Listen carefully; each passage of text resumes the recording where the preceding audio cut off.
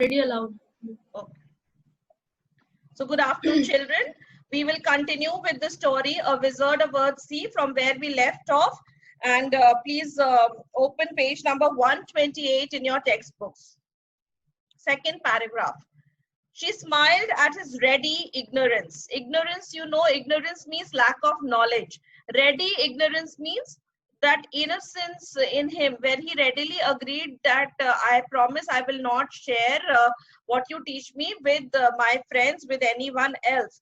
Ready ignorance means quick, that the innocent lack of knowledge, that the boy was only 7 years old, and he quickly promised. But why did she smile? Why did the aunt smile? Because she knew that it is impossible for a boy his age to keep any secrets. A small boys, it is very hard. They will show off to their friends that look, I know this, I have this power, and you don't have it. So it was very likely that he would trying to show off, he might spill the secret of the craft. And what was that craft? The craft of magic, the power which not all people can have. So she smiled that the boy readily agreed. Eagerly he said, yes, I promise you I would not share anything with any of my friends. But the aunt smiled knowingly, because she knew that he was an ignorant boy. He lacked knowledge of worldly things, and therefore she smiled. Well and good, but I will bind your promise. I will bind your promise. Underline bind and write I will secure. secure. Bind here means secure. That I will see that you really carry out the promise you are making. So I will have to do that. I'll have to bind your promise. I'll have to secure your promise. And I will make sure that you don't break your promise. Your tongue will remain still until I choose to unbind it. And even then, though you can speak, you will not be able to speak the word I teach you, where another person can hear it. So your tongue means your speech. Your speech will remain still means silent. Tongue means your speech. Still means silent. That means you will remain silent until I choose to unbind it. Unbind, write down unbind. Release it from restraint. Release it from restraint. restraints. Restraints means the barriers. If I remove the spell, then only you will be able to open your tongue. You will not be able, like she's not binding every speech of his, but the speech where the knowledge should not come out. The words she teaches him, the rhymes, the spells, the charms which she would teach him, he would not be able to open his mouth and share it with anybody until and unless she decides, she chooses to release him of that restraint.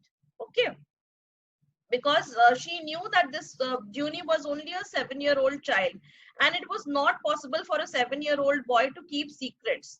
So she said, although you are promising me, I believe you that you will not share this with anyone else, but still I'm going to secure your promise.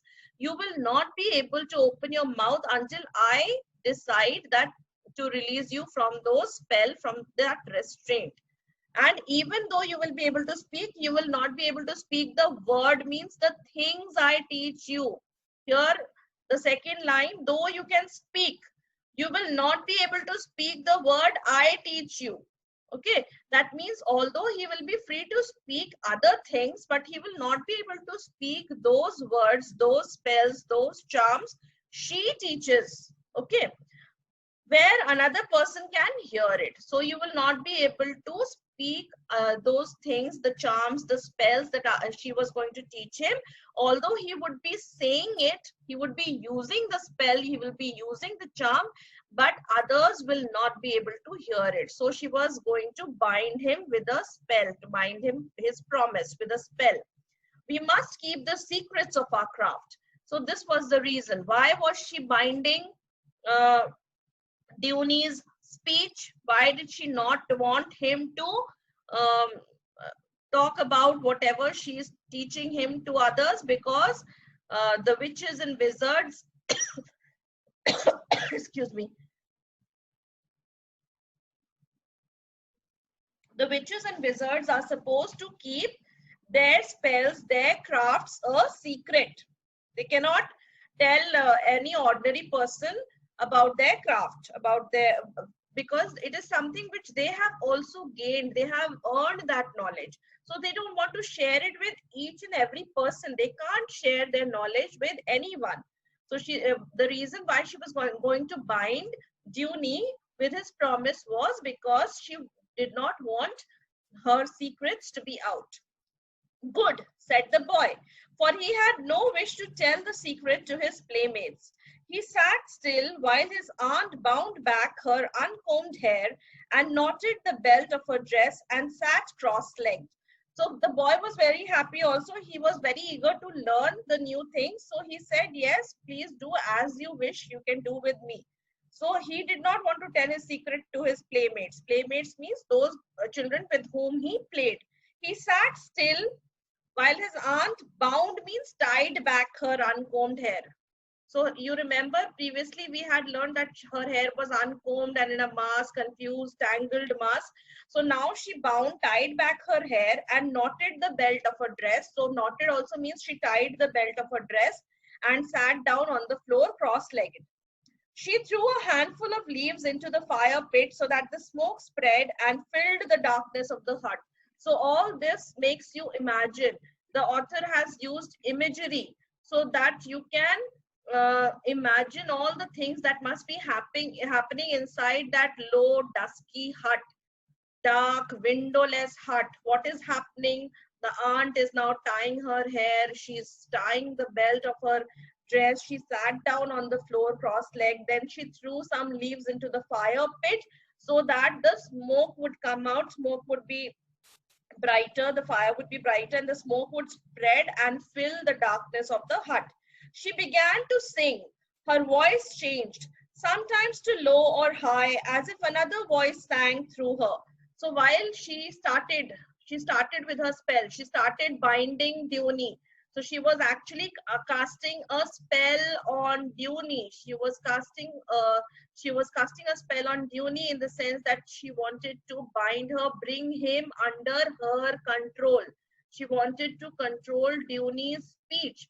So she was singing some verses. She was singing means she was casting her charms and spells on him, and her voice kept changing from high to low.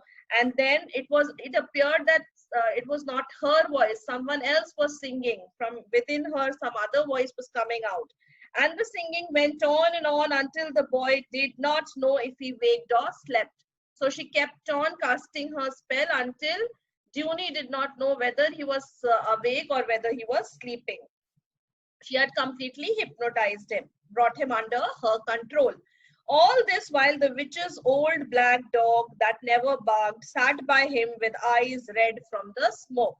So this is also another thing which will attract the reader, the child, the children reading the book. They will be attracted. Okay, she had a dog. The dog was sitting beside Duni and the dog was not barking. He never used to bark. And the dog was also having red eyes from the smoke, from all that smoke. And all this means while all this was going on, the witch's old dog, black dog, was sitting beside Duni and also watching. Then the witch spoke to Duni in a tongue he did not understand and made him say with her certain rhymes and words until the enchantment came on him and held him still. So when the process was done, that Duni came under her control. She could control Duni's voice and speech, and she could control the boy completely. Then she spoke to Duni in a tongue here means in a language. In a language. In a tongue here means a language. He did not understand the language. That was the language used by magicians and wizards and witches. And she made him repeat certain rhymes and words after herself until the enchantment means the spell was completely cast on him and made him absolutely still. He could not move. Okay, so she kept on, first of all, she kept on singing something, and finally she saw that the boy could not understand whether he was awake, whether he was sleeping. Then she started speaking to the boy When she saw that the boy had come under her control, she started making him say rhymes and some words made him repeat something until she saw that he was completely under her control. Speak, she said, to test the spell. Now she wanted to test whether the spell had been completely cast on Duni, whether she had complete control over the boy or not. To test that, she asked him to speak. The boy could not speak, but he laughed. So imagine that he had so much strength that even after so much, the amount of spells she must have cast on the boy could not speak, but he laughed. That means he could hear, he could understand, even after casting him under. Suppose we put you under anesthesia. If the anesthesia is total, the doctor gives you complete anesthesia, you don't realize, you don't know where you are completely unconscious. So that was the state she wanted Duni to be in. But that did not happen.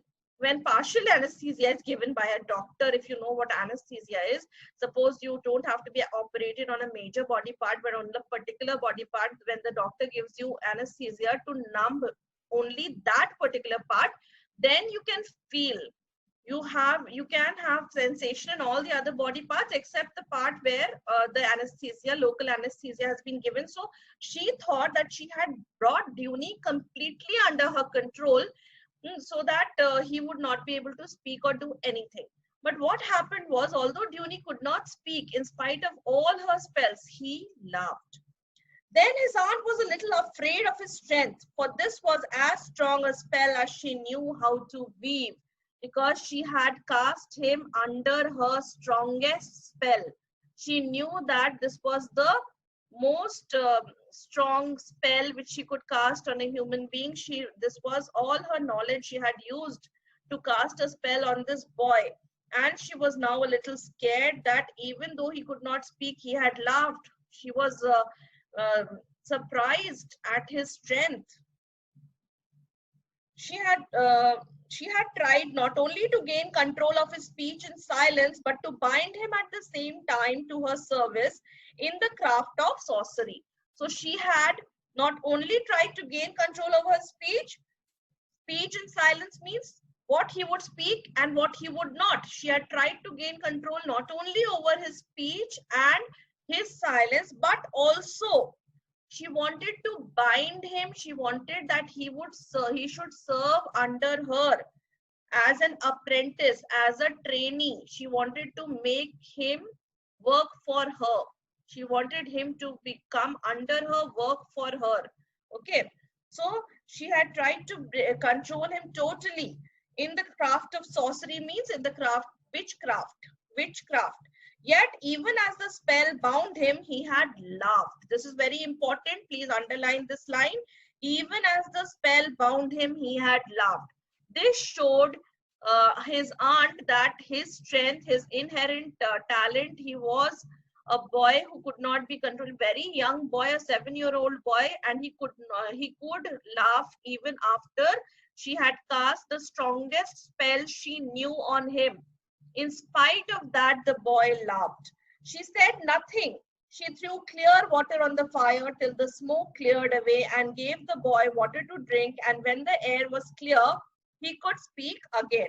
So she said nothing to the boy. She just threw water on the fire. That means she wanted to break the spell now. And then she gave the boy also some water to drink. And when the air was cleared of the smoke, when the room was absolutely cleared of the smoke, the boy could speak again. Means Duni came out of the spell which his aunt had cast on him. He came out of the spell. She taught him the true name of the falcon, to which the falcon must come. To which the falcon must come. Falcon is again a bird of prey. It hunts smaller birds and animals and eats. So she started her training. She knew that this boy had something in him, and therefore she started her training. And the first thing she taught him was the name with which if you call a falcon, the falcon would come to you. It is not an ordinary bird that if you call that bird, it will come to you. Not like pigeons. If you give some food, they will come to you. It was a bird of prey. And the first thing the aunt taught Duny was how to call a falcon. Okay. This was Duny's first step on the way he was to follow all his life the practice of magic. So please underline this entire sentence. It is very important. This was his first step to the way, that means the way of life, what he was going to follow all his life. What was that he was going to follow all his life? From that day, he was going to become a big, great wizard, great magician. So the practice of magic. So this was the thing he was going to practice all his life, not farming, not sailing, not the work of the bronzesmith, which his fathers and brothers did. The Duny had a special talent, and his aunt had discovered the talent, and the first step he had taken towards what he was going to do now later in his life. What was he going to do later in his life? He was going to practice magic. He found that the wild falcons stooped down to him from the wind when he summoned them by name, and they sat on his wrist like the hunting birds of a prince. Please underline stooped, bent. Stooped means bent. So while the falcons were flying in the air, they used to immediately bend down, and when Duny called him by the name, which name? By the name which his aunt had taught him, the spell, the charm which his aunt had taught him. If he called out to the falcons would straight away bend down and come to him, and they would sit on his wrist, just like some princes have. The princes have these birds as pets. Okay, so in those days, those who were princes, the sons of kings, they would have these birds as pets. So he is now imagining himself to be a prince. The first name which he learned was to call falcons, and when the falcons came down when he called and sat on his wrist, he felt that he was just like those princes who kept hunting birds. He hungered to know more such names and came to his aunt begging to learn the name of the sparrowhawk and the osprey and the eagle. So he came, now he was like very confident. He thought that this was a power he wanted to have. Hungered, please underline, hungered means have a strong desire. Have a strong desire. So this strong desire came inside him, this craving. He was craving to learn more. He wanted to learn more names, more such spells. And therefore he went to his aunt and begged her that teach me how to call a sparrowhawk, how to call osprey, and how to call an eagle. Osprey is also a large fish-eating bird of prey. A large osprey. A large fish-eating bird of prey. So he went to his aunt and he asked her that please teach me the names by which I can call other birds also to me. To earn the words of power, he did all the witch asked of him and learned of her all she taught, though not all of it was pleasant to do or know. So to earn these words, to learn these spells of magic from his aunt, he had to do everything that the aunt asked him to do. And learned of her means he learned from her everything she taught him. But all the things she taught him were not very pleasant, not very good things. All of them were not good. All of them he did not like. But he was eager to learn, and his aunt was teaching him things, and he took in everything that he could. He learned everything that he could from his aunt. Although she made him do things, whatever she asked him to do, he had to do in order to learn. Now the witch of 10 alders. Now this is a description of the aunt. The witch refers to Duny's aunt. So this entire paragraph will be the description of the witch. Now the witch of 10 alders. 10 alders is the name of the village where Duny lived. was no black sorceress. That means she was not a very big witch. That means she did not know most of the tricks. She was not someone very knowledgeable. She had little knowledge. Nor did she ever meddle with the high arts. Meddle means indulge. Indulge. That means she was not a very knowledgeable witch. She did not know most of the arts of magic. She only had limited knowledge. High arts means complex, complex. COMPLEX. Complex magic arts or complicated magic tricks. Okay, she did not know too many complicated magic tricks, complex magic art. She lived in this, she was just a small witch, not a very big sorceress who knew all kinds of tricks. Okay, she did not know very complicated tricks, she did not know. But being a simple witch among ignorant folk, she often used her crafts to foolish and sometimes dubious ends. So she was a simple witch, ordinary witch, very ordinary, who knew only ordinary tricks, not very like dark magic, black magic, and all that, those high arts of sorcery. She did not know all. And but since she was living among ignorant folk, means people who did not have so much knowledge. She was living in a village where people did not have so much knowledge about magic. Who thought that who thought that she was a very important witch? She knew many things, but she did not.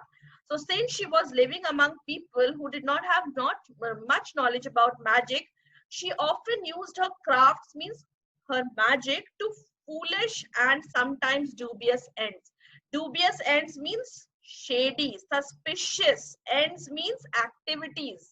She used her craft for sometimes foolish kind of activities and sometimes for some suspicious activities. That means she was not a very honest kind of witch. She used her craft for some wrong things, for doing all the wrong things. Okay.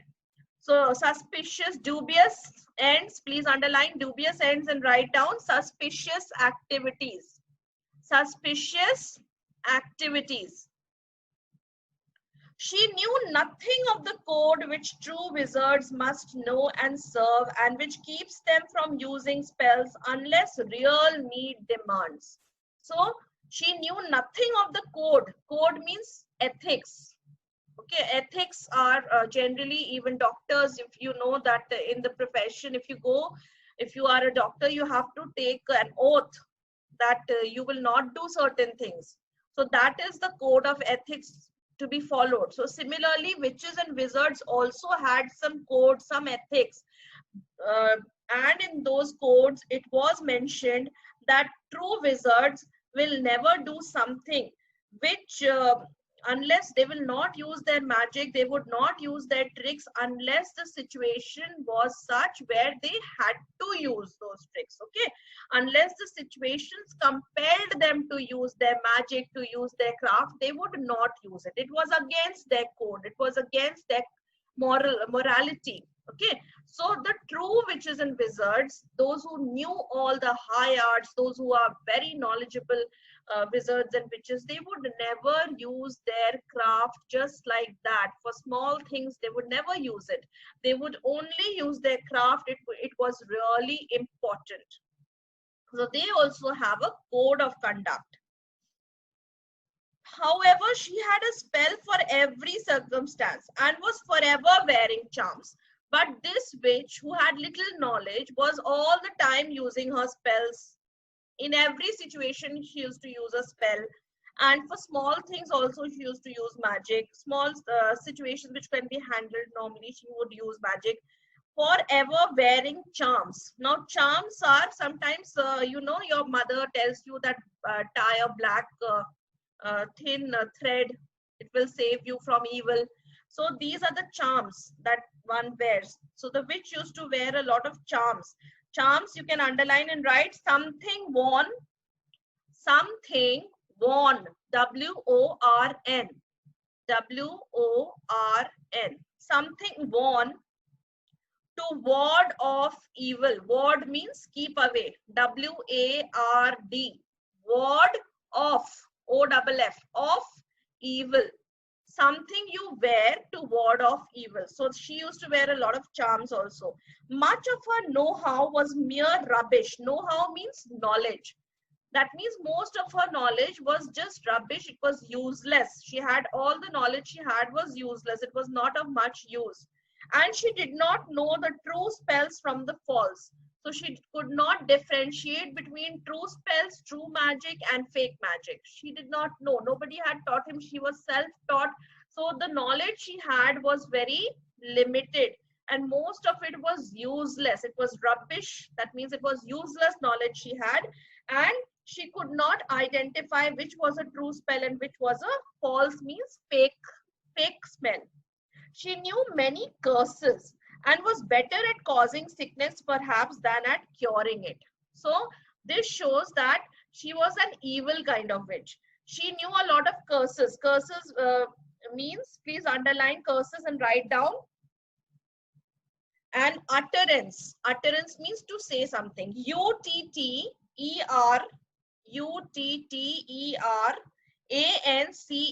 Utterance.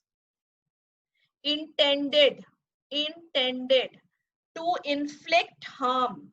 To inflict means to cause harm. INFLICT. An utterance intended to inflict harm or punishment on someone or something. An utterance intended to inflict harm or punishment on someone or something. That is a curse. When you curse someone, it is not, it reflects on the person. It gives either the person is, if you curse someone, either the person will come to some harm or he would be punished in some way. That is why you curse people. So she knew a lot of curses and she was better at causing someone's sickness rather than curing someone's sickness. So being a witch, you should know both how to cure someone. So the good thing she did not know. She knew all the evil things. She used to curse people, cause sickness to people, but she never used to cure someone. Like any village witch, she could brew up a love potion, but there were other uglier brews she made to serve men's jealousy and hate. So like many other ordinary witches who lived in the village, she knew how to brew up. To brew up means to concoct or to mix or cook using some unusual ingredients. You know the witches, if you have read those fairy tales, you must have seen the witches have a pot and they put all kinds of unusual things, ingredients, and mix it and boil it and bring it to a boil, all those. So she knew how to make a love potion, but she preferred to make uglier potions. Those brews which the witches and wizards make, those are referred to as potions. So those are potions, those are magical drinks. So she knew how to make something like a love potion. A love potion is something which would make someone fall in love. Okay, so she knew how to make those also, positive things also, but she preferred to make brews which would make men jealous of each other, or she would make something which would make people hate each other. So she was an evil kind of witch. So she did not want to use her powers for something positive. She wanted to use her powers for something negative, doing all these negative kind of things, spreading hatred, spreading jealousy. Those potions, those brews she preferred to make, but not something which would spread love, which would cure someone of their sickness. Those kind of things she would not do. Such practices, however, she kept from her young apprentice. Kept from means she did not teach him. She did not teach him all these crafts, these dishonest things which she used to do, the wrong things which she used to do. She thankfully did not teach Duni all these arts. She kept it from him means she did not reveal it to him. She did not reveal those dishonest things she used to do. She did not teach Duni. Apprentice means training, the one who is taking training under her. And as far as she was able, she taught him honest craft. So the one good thing she did was she taught Duni only the honest things, and she did not teach him dishonest things or the ugly things which she used to do. At first, all his pleasure in the art magic was childlike. The power it gave him over bird and beast and the knowledge of these. Beast means animals. At first, Duni was a small child and he was a very childlike fantasy. He was living a life of fantasy as a child. If you can get power over birds and animals, it is a big thing. So in the beginning, his love for magic was the love a child has for all these things, for adventure, for a sudden gain of control over something, for a certain knowledge which he had acquired, which his other playmates did not have. So it was in the beginning a childlike excitement in him. And indeed, that pleasure stayed with him all his life. But this pleasure he did not give up. This happiness which that power gave him, the art of magic gave him, the happiness which this power gave him, it stayed with Duni all his life. He did not forget about it. That there are some children who learn, who take pleasure in doing something in their childhood, but soon, very soon, their interest wears off and they go to other things, go towards other things, learn other things, and then they forget that which gave them pleasure, something which they had learned, which they initially liked. That interest slowly wears off. But Duni's interest in magic lasted all his life. Seeing him in the high pastures, often with a bird of prey about him, the other children called him Sparrowhawk. Please underline, this line is very important. It will tell you why Duni was called Sparrowhawk. Underline. Seeing him in the high pastures means land covered with grass. Land covered with grass. So when the children saw Duni in the pastures with a bird of prey, with any bird of prey about him means around him, near him. The other children gave him the title of Sparrowhawk. And so he came by the name, and he kept in he kept in later life. Later life also he was known by this nickname Sparrowhawk, which the children had given him. So he came by the name means got this nickname. This is how he got this nickname. So when the children used to see him in the pastures with big birds of prey on his hand, resting on his hand and around him, the children started calling him Sparrowhawk. And this is how he got his nickname. As the witch kept talking of the glory and the riches and the great power over men that a sorcerer could gain, he set himself to learn more useful lore. So as the witch, that means the aunt, kept telling him about the glory. Glory means fame and the riches means wealth. So the witch told him that if you learn this art properly, you can have a lot of fame. You can be very famous. You can be very rich. Riches means wealth and glory means fame. So his aunt used to tell him that if you learn this art properly, you will be very rich one day and you will be very famous. And you will have great power over men. You can control men. Sorcerer means a wizard. He set himself means he decided that he was going to learn gain more useful knowledge. Okay, he decided that this was what once he had made up his mind that this was what he was going to do all his life. He made up his mind that he was going to indulge in more useful knowledge, going to acquire more useful knowledge about magic. So lore means knowledge on a subject. Lore means knowledge of a subject, and he decided that he was going to learn more about magic, more useful things about magic. He was very quick at it. That means he was a quick learner. This means that he was a very quick learner. The witch praised him, and the children of the village began to fear him, and he himself was sure that very soon he would become great among men. So the witch used to continuously praise his powers, his talent, and the children of the village also began to be scared of him, the kind of knowledge he had. And he was also very confident, very sure of himself that very soon he was going to become a very great man. So he himself was sure, means confident, that very soon he would become great among men. That means he was going to be one of the greatest magicians. He was confident. He had that confidence in him that very soon I'm going to be a very powerful person.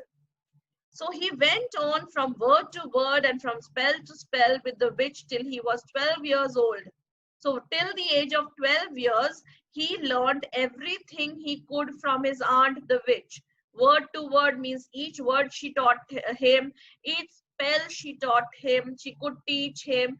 He took everything he had to learn from his aunt till he was 12 years old, and had learned from her a great part of what she knew. So, whatever knowledge, limited knowledge his aunt could give him, he had gained all that knowledge. Each word, each spell which she had in herself, the entire knowledge he had taken from his aunt. From wandering jugglers, wandering means roaming around. Jugglers means people who know many tricks with they perform tricks of with their hands. Like a juggler in a circus, he would throw something in the air and then they would show you how to catch, like a ball. If they throw in there, the jugglers can throw a lot of balls in the air and keep catching without any of one of the balls falling. So those are jugglers. So jugglers who were roaming around, from them, who went from town to town, he had learned various tricks and spells of illusion. So from the jugglers who were roaming around in the village, who used to go from one town to another, he also learned various tricks from them, and especially the spells of illusion. Please underline, this is also important. What did he learn from the wandering jugglers? Please underline this line. From the wandering jugglers, he learned various tricks and also, most important, the spells of illusion. Illusion means something, an image which you see, a vision which you see which is not real, an imaginary image, a misleading image is shown to you of something. Mostly magicians show you these tricks of illusion where you see something but actually that thing is not happening. It was with one of these light spells that he one day proved the great power that was within him. Okay, so these light spells of illusion which the jugglers taught him, one day Duni proved that he had great power inside him. He was very powerful. He had this inborn talent. So with what did he prove? This line is also very important. How could he prove his great power one day? With the help of these light spells. Not high arts. He had still not gone to high arts to learn those high arts. But with the help of these light spells, which he learned from these jugglers, one day he proved to the world that he had great power inside him. And here we come to the end of the excerpt or the extract that has been taken from the novel A Wizard of Earthsea. This was just the first chapter, I can say, of the novel, which has been taken from the novel. This is an extract, this is an excerpt which has been taken, and you can buy the novel and read it if you have time. If you like the story, if you like the beginning of the story, you can also read the entire novel if you have interest in the story. So here we come to the end of the